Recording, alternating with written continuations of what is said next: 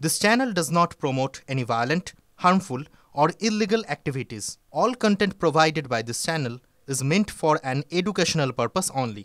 Cancer Healer Center, a new beginning. দেখছেন TV 9 Bangla. Roni পারছি আপনাদের সঙ্গে বিস্তারিত খবরে নজর রাখবো। তার আগে বাংলাদেশের 9টা গুরুত্বপূর্ণ খবর। রাত পেরিয়ে সকাল, মুজিবের ধানমন্ডির বাড়ি ভাঙতে ধ্বংসযজ্ঞ সকালেও রাতভর তাণ্ডবে ধ্বংস, বাড়ির সামনের গোটা অংশই ধূলিসাৎ। উল্লাস কট্টরপন্থীদের, গোটা বাংলাদেশ জুড়ে ফের একবার নৈরাজ্যের পরিস্থিতি।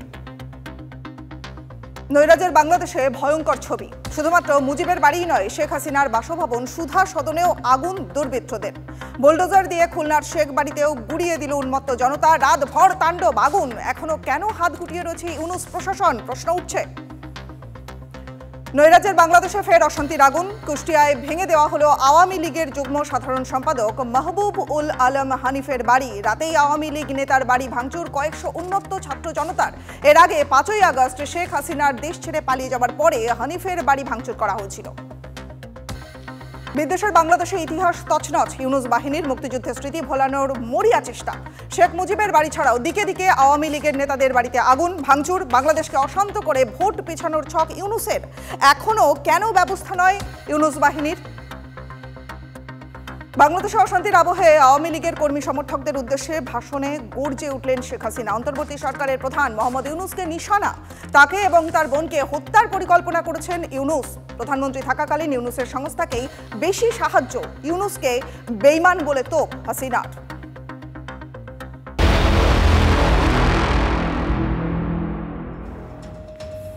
বাংলাদেশের 9টা গুরুত্বপূর্ণ খবরের দিকে আমরা নজর রাখলাম। এবার একটু বিস্তারিত খবরে ঢুকবো, কারণ মুক্তিযুদ্ধের যে ঐতিহাসিক নিদর্শনগুলো, সেই নিদর্শনগুলো বাংলাদেশ থেকে একেবারে মুছে ফেলতে মরিয়া ইউনূস বাহিনী। আমাদের সঙ্গে এই মুহূর্তে আছেন রাজা গোপাল ধর চক্রবর্তী, তিনি আন্তর্জাতিক সম্পর্ক উপদেষ্টা। রাজা গোপাল বাবু, টিভি 9 বাংলায় স্বাগত। দেখুন, এই মুহূর্তের যা পরিস্থিতি বাংলাদেশের, মাঝখানে প্রথমে যে বাংলাদেশে হাসিনা সরকারের পতনের পর অন্তর্বর্তী সরকার আসবার পরে কিছুটা পরিমাণে কিন্তু পরিস্থিতি স্বাভাবিক হতে শুরু করেছিল, কিন্তু আবার আরও একবার ঘটনার পুনরাবৃত্তি ঘটছে এবং ভয়ঙ্কর পরিস্থিতির দিকে যাচ্ছে। কিভাবে এই দিক নির্দেশটা হচ্ছে? দেখুন, প্রথমে তো একটা উন্মাদনা ছিল, মানুষকে বলার চেষ্টা যে দেশের যাবতীয় যে আজকে বাংলাদেশ এর আর্থিক দুরবস্থা, তার জন্য শেখ হাসিনা দায়ী। তারা পয়সা নিয়ে পালিয়েছে, সুতরাং সেটা বলে বেশ কিছু লুণ্ঠন হত্যা করে তারা ভেবেছিল সবকিছু ঠিক হয়ে যাবে। কিছুদিন নীরব ছিল, ভেবেছিল তারা বুঝি তাদের কাজ করতে পারবে, কিন্তু ল অ্যান্ড অর্ডার তারা মেনটেন করতে পারেনি। জিনিসপত্রের দাম আগুন ছোঁয়া, লোকের চাকরি গেছে, নতুন চাকরি তো অসম্ভব ব্যাপার। এখন এই সময় একটা ভয় ছিল, বুঝি ভারত বুঝি কিছু অ্যাকশন নিয়ে বসে, ভেবেছিল ট্রাম্প আসলে হয়তো কিছু হতে পারে। যখন দেখা যাচ্ছে ভারতের তরফে নীরবতা রয়েছে, ট্রাম্পেরও কোনো সেভাবে টাকা যে আটকে দেওয়া হয়েছে ইউএসআইডি, সেটা সারা বিশ্বের সব জায়গায় ইউএসআইডি টাকা আটকেছে, খালি বাংলাদেশ নয়। তাই সে দেশের মানুষ মনে করছিল বোধহয় কেউ কিছু করবে না, এবার লাগাও লুণ্ঠন, যা কিছু স্মৃতি আছে বঙ্গবন্ধু সব মুছে ফেলতে হবে। তাই 32 নম্বর বাড়িতে যেটাতে উনি থাকতেন, পরে মিউজিয়াম হয়েছে, এবং শেখ হাসিনা যেখানে থাকতেন সেগুলো ভেঙে গুড়িয়ে দিচ্ছে। মনে হয় সেখানে হয়তো কোনো খেলার মাঠ করবে বা বাথরুম করবে, কি করবে সেটা দেশের যারা উপদেষ্টা আছেন তাদের রুচির পরিচয় দেবে। তারা মনে করছেন যে বাংলাদেশের যে গণতান্ত্রিক আন্দোলনে হয়ে মাধ্যম দিয়ে স্বাধীনতা পেয়েছিল, যে ধর্মনিরপেক্ষতা মানুষ বুঝেছিল, যে সংবিধান তারা পেয়েছিল, সেটাকে বোধহয় যিনি তার যে সৃষ্টিকর্তা সেই মুজিবুর রহমানই দেশের একমাত্র শত্রু, আর কোনো শত্রু নেই। সুতরাং সে পথেই তারা এগোচ্ছে। অবাক করা ব্যাপার, বেশ কিছু মানুষ তার মধ্যে সায় দিচ্ছে, উপদেষ্টা সরকার তো আছেই, পুলিশ মিলিটারি তারাও সবাই নীরব, আন্তর্জাতিক মহল নীরব। এই জায়গায় তো ধর্মান্ধদের উন্মাদনা তো থাকবেই। তারা দেশকে, যে পাকিস্তান থেকে বিচ্ছেদ হয়ে বাংলাদেশ তৈরি হয়েছিল, আবার তারা সেখানে নিয়ে যেতে চাইছে, বা আর একটু এগিয়ে তারা বোধহয় আফগানিস্তানে তালিবানি হতে চাইছে। তাদের এই স্বপ্ন কতদূর যাবে সেটা বাংলাদেশের মানুষ ঠিক করবে। বাংলাদেশের মানুষ যদি মনে করে তালিবানি হওয়া ভালো, আমাদের কি বলার থাকতে পারে? কিন্তু বাংলাদেশের যা দেখে এসেছি, বাংলাদেশের মানুষের গণতন্ত্র প্রিয়তা, সে দেশের মেয়েদের লেখাপড়ার হার, তাদের যে ক্ষমতায়ন, হয়তো কাজটা হয়তো সহজ হয়তো হবে না, কিন্তু এই দুঃসাহসিক কাজে নেমে এই মৌলবাদীরা অনেকটাই সফল। হ্যাঁ, কিন্তু বাংলাদেশের তো একটা বড় সংখ্যক মানুষ তারা দেখছেন যে এই ধরনের অরাজকতা চলছে। আচ্ছা, ইউনূস প্রশাসন বাংলাদেশ থেকে কি একেবারে ৭১-এর মুক্তিযুদ্ধ বা পুরনো যে রাজনৈতিক ইতিহাস সেগুলোকেও কি মুছে ফেলবার চেষ্টা করছে এভাবে?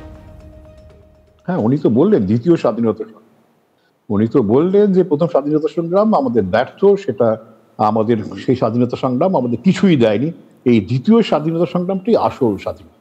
এবং সেটা কিসের স্বাধীনতা বোঝাই যাচ্ছে যে সেটা বোধহয় ধর্মনিরপেক্ষতার বিরুদ্ধে স্বাধীনতা, গণতন্ত্রের বিরুদ্ধে, গণতান্ত্রিক যে সংবিধান আছে তার বিরুদ্ধে, এবং সেই সবকিছুরই স্রষ্টা শেখ মুজিবুর রহমান তার বিরুদ্ধে, তার পরিবারের বিরুদ্ধে। সেই দিকেই তারা এগোচ্ছে। মৌলবাদে যখন মানুষ মেতে ওঠে না, তখন তাদের কাছে আর কিছুই থাকে না। অস্ত্রের ঝঞ্ঝানারিতে তারা মনে করে সবকিছুই তারা করে ফেলতে পারে।